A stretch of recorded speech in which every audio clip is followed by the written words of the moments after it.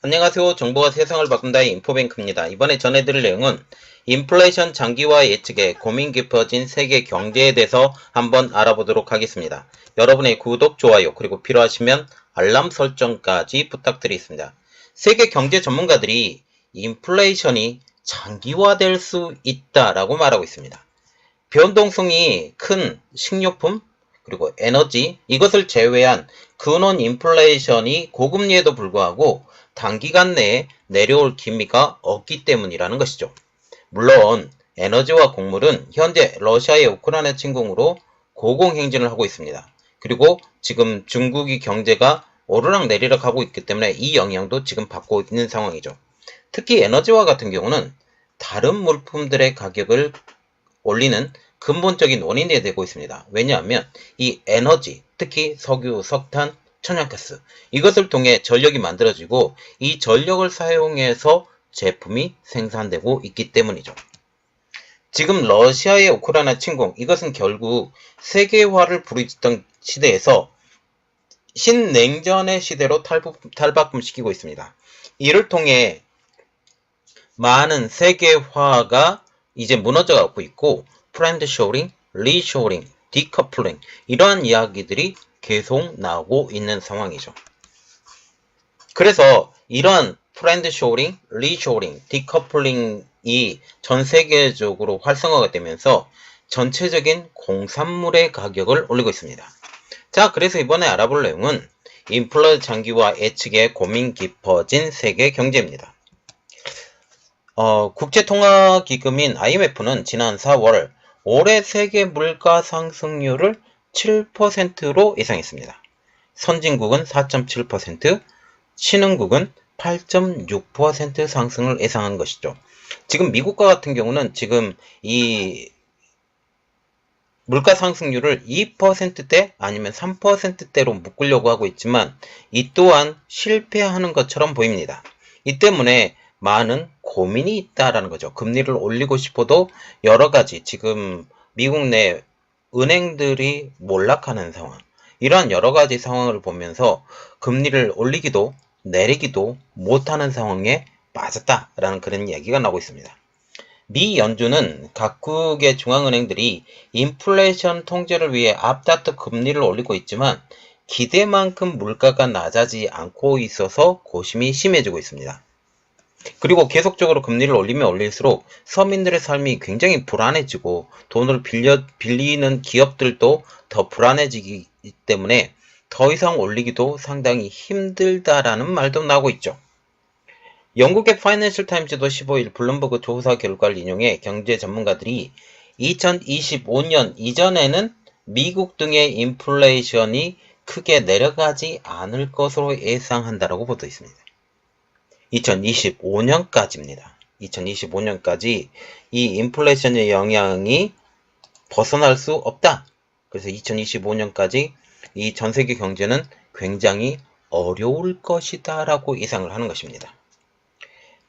파이낸셜 타임즈는 이렇게 말했습니다. 시장의 기대와는 달리 연준이 2024년까지 금리를 다시 내리는 피벗을 단행하기 어려울 수도 있다라고 전했습니다. 크리스탈리나 게오르기에바 IMF 총재는 이달 초 밀컨 연구소 글로벌 컨퍼런스에서 인플레이션이 우리가 원하는 만큼 빠르게 내려가지 않고 있다라고 하면서 미국 연준을 비롯한 각국 중앙은행들이 인플레이션을 낮출 수 있는 지점에서 금리를 엄격히 유지해야 한다라고 말했습니다.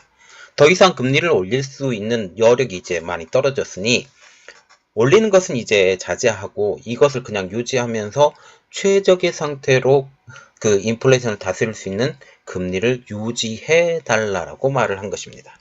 그러면 이 인플레이션이 여전히 떨어지지 않고 있는 이유, 이것에 대해서 좀 더 깊이 알아보도록 하겠습니다. 첫 번째로 보는 것은 에너지 가격의 급등입니다. 가장 근원적인 이유를 우리가 꼽아보자면 에너지 가격 급등에 따른 모든 생산 물품 가격 상승입니다. 현재 석탄, 석유, 천연가스의 급등은 에너지 생산 가격을 급등시키므로 모든 인플레이션의 가장 큰 원인이 되고 있습니다. 그러나 에너지 가격이 떨어지면 자연히 인플레이션은 어느 정도 안정화가 될 것, 감소할 것으로 하는 기대감이 있습니다. 이 때문에 미국은 사우디 등 중동의 석유 증산을 현재 요구하고 있는 상황이죠. 한편 미국 언론 복스는 글로벌 인플레이션 장기 고착화 요인으로 기후변화와 인구 고령화를 꼽았습니다.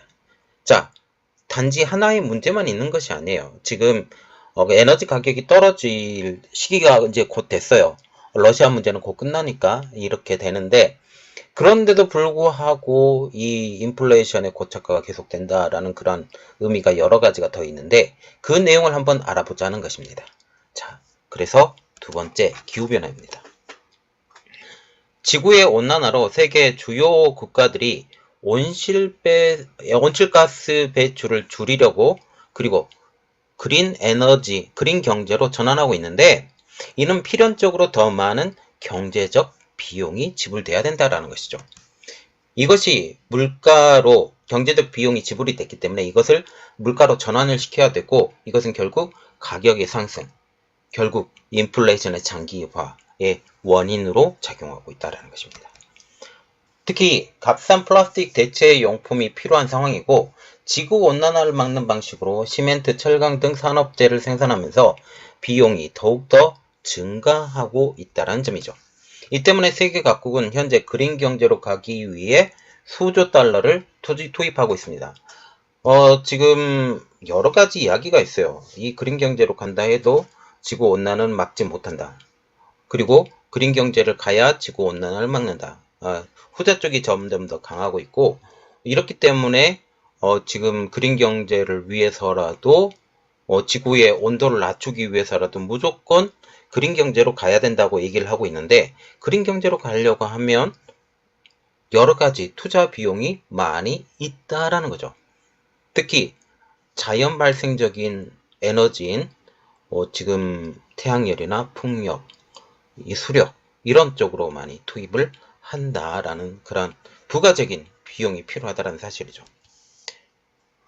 지구 온난화에 따른 산불 등 화재, 그리고 홍수, 이러한 자연재해 등이 빈발하고 있기 때문에 이에 따른 산업기반의 시설 파괴와 거주지 이전의 대가도 치르고 있어서 이것도 지금 비용에 포함이 되어야 된다라고 얘기를 하고 있죠.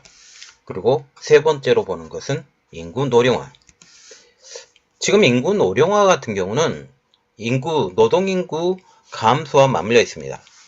노동인구가 감소하면 경제 발전에 저해를 일으키고 향후 생산 능력의 감소까지 이를 수 있다라는 거죠. 그래서 이제 전 세계 공장들은 자동화를 선택하고 있습니다. 그 노동 집약적 산업이 점점 더 후진국 계열의 산업으로 변하고 있고, 자동화 산업이 이제 선진국 계열의 이러한 것들이 할 수 있죠. 그래서 자동화를 시키면 이러한 공부를 많이 배웠던 사람이 자동화를 시키고, 자동화를 통해서 생산 능력의 확보, 이러한 이야기가 나오고 있다는 점이죠. UN 세계 인권 전망 보고서에 따르면 선진국과 중국은 지난 1960년대 이후 글로벌 경제 생산의 80%를 차지해 왔으나, 이 지역에서 금세기 말까지 인구의 40% 이상이 감소하고, 그 대신 노령 인구 비율이 60%가량 증가한다라고 발표가 된 것입니다. 인구 노령화는 곧 노동 생산성의 감소를 일으킬 수 있는데요. 또한 이 노동 인력 감소로 인해 인력난도 심화될 것이라는 분석입니다. 이는 곧 기업의 인건비 상승 요인이고, 기업은 이 인건비 상승분을 생산 비용의 증가로 전가시킬 것이고, 이는 상품 가격, 서비스 요금을 올리는 주요 원인이 되고 있죠. 파이낸셜 타임즈도 미국에서 당장 인플레이션이 내려가지 않는 핵심 요인이 서비스 요금 상승이라고 지적한 바가 있습니다. 파이낸셜 타임즈는 팬데믹 이후에 극장, 음식점 등이 다시 문을 열었고, 소비가 재개됐으나 인력난 등으로 인해 서비스료가 지속적으로 증가하고 있다고 지적하고 있습니다. 지금 계속 들려오는 이야기는 지금 미국이 인력이 부족하대요. 여기도 마찬가지로 그 노동 인구가 감소하고 있고 노령화가 진행되고 있기 때문에 이러한 이야기가 나오고 있다라는 거죠. 그동안 미국과 같은 경우는 중남미에서 올라오고 있는 이민자들을 받아들여서 이러한 성장이 일었었는데 이제 막았죠. 그래서 그러한 것들이 많이 영향을 끼친다라고 그렇게 얘기를 하고 있습니다. 물론 중남미 이민자들을 어느 정도는 막아야 될 필요가 있는 것도 사실이기도 합니다. 그래서 딜레마를 갖고 있는 것이죠. 미국 언론 매체인 악시오스는 중국이 중진국으로 발돋움하면서 중국의 노동자 인건비가 상승했다라고 강조했습니다. 제가 지금 지속적으로 올렸던 말이 뭐냐면 중국은 노동집약적 산업에서 탈피하고 기술집약적 산업으로 이동시켜야 된다라고 말을 했습니다. 그래서 중국은 이것을 위해서 인건비를 강제적으로 많이 올렸다라고 얘기를 했죠. 여전히 많은 인구에도 불구하고 삶의 질을 외국계 기업에 넘기면서 너희들이 돈을 많이 내고 우리나라 안에서 산업을 해. 그리고 노동집약적 산업은 우리는 거들떠도 안 볼 거야. 그러면서 이것을 밀어냈고 이 밀어낸 이것이 값싼 노동력을 바탕으로 세계 공장을 역할을 했던 중국이 과거처럼 값싼 공산품을 전 세계에 공급하지 않는 이유가 된 것이죠. 이는 노동집약적 산업이 중국에서 퇴출되고 중국 주변, 그래서 이 탈중국을 통한 이러한 주변 국가들이 이 과실을 떠먹는 원인이 되고 있습니다. 그런데 중국이 가장 원했었던 첨단 산업에 대해서도 지금 굉장히 힘을 쓰고 있는데 미국이 이걸 막고 있어요. 미국이 기술 이전 안 돼. 조인트 벤처 안 돼. 이 첨단 산업에 대한 투자 안 돼. 이렇게 세 개 안 돼가 지금 되면서 첨단 산업 기업들이 탈중국을 하고 있는 뼈아픈 상황이 지금 중국이 처해져 있는 상황입니다. 그래서 이번에 조금 더 알아볼 내용은 미중 간 갈등입니다. 러시아의 우크라이나 침공, 미중 간 갈등은 그간 세계 경제를 성장시켰던 세계화를 무너뜨리고 있습니다. 미국은 현재 탈세계화, 탈동조화인 디커플링, 프렌드 쇼어링을 정책을 밀어붙이고 있는데 이 또한 생산 비용 증가로 나타나고 있습니다. 일반적으로 교역이 증가하며 공급망이 확대되어야 제품 가격이 내려갑니다.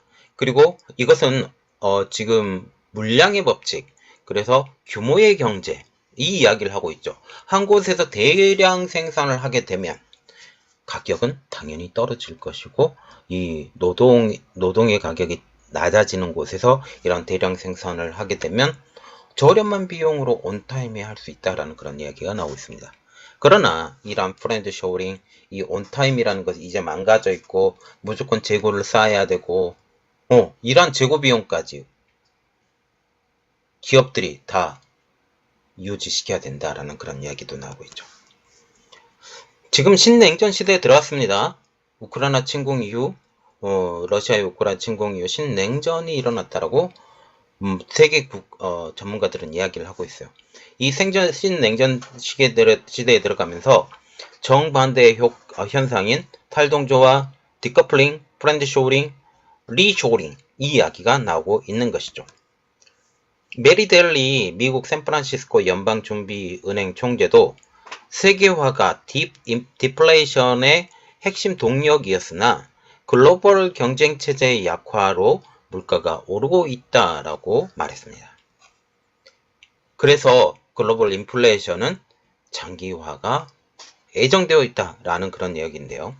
이와 같은 여러 가지 요인들 때문에, 국제적인 요인들 때문에 글로벌 인플레이션은 장기화가 예정되어 있습니다. 제롬 파월 미 연준 의장은 지난 3일 열린 기자회견에서 우리가 인플레이션을 2%를 달성하는 것이 목표이고 시간이 좀 걸릴 것이며 순조로운 과정이 될 것으로 보지 않는다라고 말하고 있습니다. 지금 미국과 같은 경우는 바이든 대통령이 재선을 노리고 있죠. 이 재선의 가장 큰 걸림돌이 인플레이션이라고 얘기를 하고 있습니다. 가격의 상승으로 실질적인 임금은 적어지고 있다. 이것이 결국 사람들을 위축시키고 소비를 위축시키고 있다라는 그런 말이 나오고 있는 상황이죠. 유럽의 중앙은행도 근원 인플레이션 압력, 그래서 에너지 그리고 곡물가 이것을 제외한 다른 물품들의 인플레이션이 지속될 것이 예상됨에 따라 애초 예상되었던 것보다 더 오랫동안 최고 수준의 금리를 유지할 것으로 전망되고 있습니다. 22. 유럽 중앙은행은 올해 여름 3.75%로 기록할 것으로 예상되는 수신금리를 내년 2분기가 되어서야 처음으로 인하할 수 있다고 전망했습니다. 자, 지금 여러 가지 상황을 볼 때 인플레이션은 쉽게 잡히지 않을 것이다 라는 말이 터져 나오고 있습니다. 어느 정도 잡혔다 라는 그런 이야기가 나오고 있지만 현재 수준을 그대로 유지할 것이다 라는 그런 인플레이션 때문에 지금 금리를 계속 미국이 올렸지만 이 연준이 더 이상 올리기는 만약 어려울 것이다. 지금 은행들이 펑펑 터져 나가고 있는 상황. 미국의 중앙은행 지금 거대 은행들은 펑펑 터져 나가지 않지만 지방은행들은 지금 펑펑 터져 나가고 있고 유럽의 은행들도 지금 위험에 빠지고 있다라는 그런 말이 나오고 있어요. 이러한 상황에서 미국이 취할 정책은 더 이상 금리는 올리는 것은 어렵다. 실질적으로 올리지 않는다라고 말이 나오고 있는 상황에서 어렵다. 그러나 내리기도 어렵다. 이야기가 나오고 있습니다. 자, 이번 이 국제적인 인플레이션 이것은 한국에 어떤 영향을 끼칠 수 있을까요? 그리고 지금 한국과 미국과의 금리 차가 상당한데 한국은 지속적인 성장을 보여줘야 한국에서 돈이 안 빠져나가요.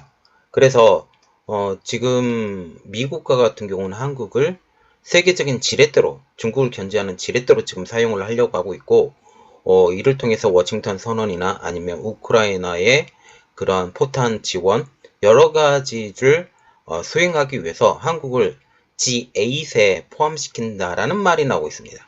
자, 이러한 것들은 여러분들은 또 어떻게 생각하십니까? 자, 이번 내용은 여기까지 하겠습니다. 저희 내용이 여러분들에게 도움이 되셨다고 생각을 하시면 구독, 좋아요, 그리고 필요하시면 알람 설정까지 부탁드리겠습니다. 감사합니다.